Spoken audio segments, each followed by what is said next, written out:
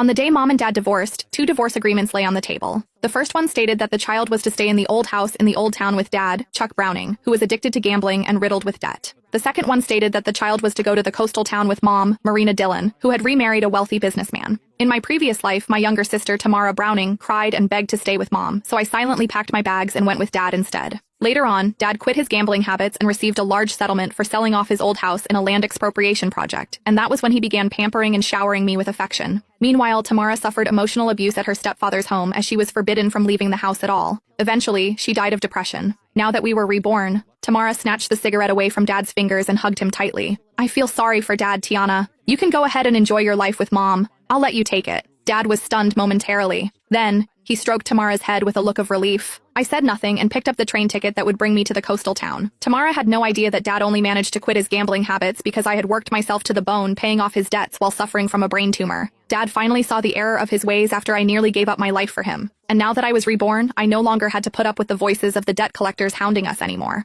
All I wanted was just a good night's sleep. I picked up my worn-out suitcase. Get out of here. Go look for your gold digger of a mother instead, Dad said, waving his hand dismissively at me like I was just an annoying fly. Tamara hid behind him and made a face at me. She mouthed, "Don't come begging me for money the next time you see me." I smiled and said nothing. Instead, I turned around and walked out into the rain, flinching at the cold. I could feel the chill seeping into my bones. It wouldn't make much of a difference wherever I went anyway. I just wanted someplace quiet to spend the last of my days, getting through everything. At least I no longer needed to hear the debt collectors hounding at the door or put up with the horrible stench of cigarettes anymore. Mom's black Mercedes was parked at the entrance to an alleyway. The car windows rolled down, revealing Mom's youthful, well-maintained face. She frowned as she stared at my drenched body, a look of disgust in her eyes. "How did you end up like this? Hurry up and get it, and make sure not to dirty the interior of the car." I opened the backseat door and was just about to enter when she said, "Throw that suitcase into the back." She pointed at my suitcase and said, "That's so filthy. I don't even know what germs it's covered in." I hesitated for a moment. However, I still did as she said and put the suitcase in the trunk of the car. When I finally got back inside the car, I did my best to stay in a corner and take up as little space as possible, not daring to touch the leather seats. The air conditioning in the car had been turned on, but I still felt very cold.